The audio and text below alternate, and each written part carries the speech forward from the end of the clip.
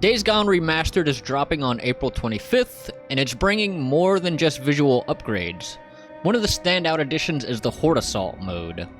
This isn't just another challenge mode, it's a survival arcade experience where you start with minimal gear, fight through relentless waves of freakers, and aim to survive as long as possible. With the new enemy types like exploding freakers and a system of injectors that can either aid or hinder your survival, it's a fresh take on the game's core mechanics. Whether you're a veteran looking for a new challenge or a newcomer eager to test your skills, Horde Assault Mode offers an intense, replayable experience. Let's dive into what makes this mode a must-play. So what is Horde Assault Mode? Horde Assault Mode is a new survival arcade experience introduced in Days Gone Remastered. In this mode, players are dropped into the Cascade region with only a sidearm and must fight through an initial wave of freakers to reach their motorcycle. Once you've secured your bike, the real challenge begins. You'll traverse the open region, searching for supply boxes that contain over 20 different weapons, including a new flamethrower that's not available in the main story. These supply boxes are randomized each run, adding a layer of unpredictability to your loadout.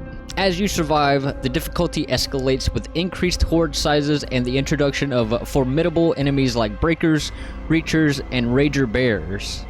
The goal is to survive for 30 minutes, after which you'll face the ultimate horde, an endless wave of enemies that will relentlessly pursue you until death.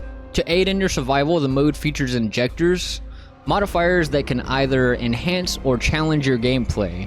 There are 24 unique injectors, 12 positive ones that boost your score while increasing difficulty, and 12 negative ones that provide gameplay benefits but reduce your score. Horde Assault Mode also includes side jobs, mini objectives that grant additional experience points, and resources that are critical for maintaining your ammo and supplies during the onslaught.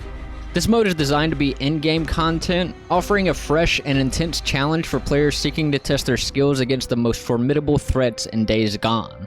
Now, let's talk about one of the more intriguing features of the Horde Assault Mode, which is the Injector system. In Days Gone Remastered, Injectors are modifiers that can significantly alter your gameplay experience, adding a strategic layer to survival challenge. There are 24 unique injectors in total, divided into two categories, 12 positive injectors. These provide beneficial effects such as increased stamina regeneration or enhanced damage output. However, they come with a twist. While they boost your score, they also ramp up the difficulty, making your survival more challenging. There's also 12 negative injectors. These offer gameplay advantages that can aid in your survival, like starting with better gear or reducing enemy aggression.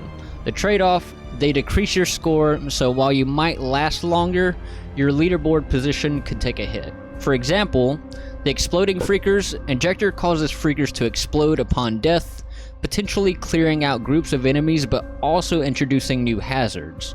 Another, called Wanted, starts you at maximum heat level, meaning you're immediately under intense pressure from the get-go. I personally really like this idea. It adds a bit of chaos to the whole replayability of all of this, and yeah. As you progress through Horde Assault Mode in Days Gone Remastered, the intensity doesn't just increase in numbers, the enemy types evolve as well. Beyond the standard freakers, you'll encounter formidable foes like breakers, reachers, and rager bears, each bringing their own unique challenge to the battlefield. One of the most intriguing additions is the exploding freakers. These enemies detonate upon death, dealing area damage that can be both a blessing and a curse. Strategically, they can help thin out large groups of enemies if timed correctly. Imagine surviving 25 minutes, heart pounding, ammo low, and then boom, an exploding freaker takes you out. Rage quit material, but in the best way possible. Furthermore, the Horde's tactics adapt over time. The longer you survive, the more aggressive and unpredictable the enemies become, ensuring that no two playthroughs feel the same. This escalating difficulty keeps players on their toes, making each decision crucial as the Horde's behavior becomes increasingly erratic and challenging.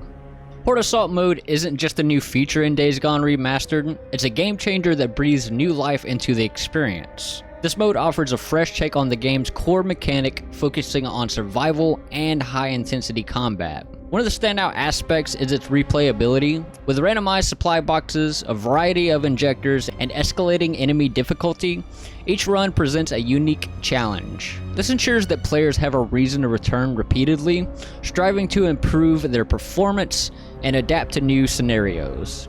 For those who strive on competition, Horde Assault introduces leaderboards. Players can compare their survival times and scores with others, adding a competitive edge that was previously absent. This feature caters to the community's desire for measurable achievements and bragging rights. Importantly, even without additional story content, Horde Assault serves as a compelling endgame content. It challenges seasoned players to test their skills in a new context, providing a satisfying conclusion to their journey or an engaging reason to revisit the game.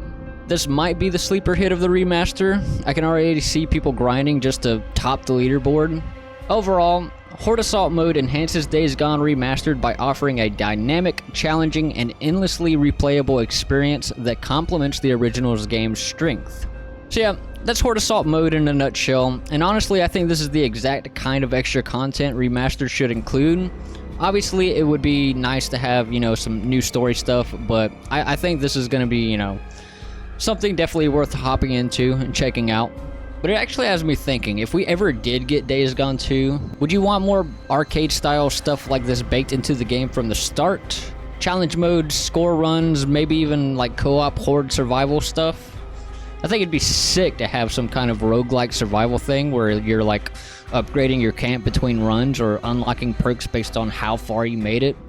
I'd definitely dump some hours into that. But yeah, let me know in the comments. What kind of challenge mode would you like to see added if they keep building onto this? Also, quick shout out to everyone who's been showing love to the last Days Gone videos. You guys seriously helped it blow up, and that means a lot. So welcome into all the new subs, and glad to have you here. But yeah, I'll be covering more Days Gone and other survival games and other games in general. So if you're into that one, definitely hit the like button, hit the subscribe button, and I'll see you in the next one. Peace out.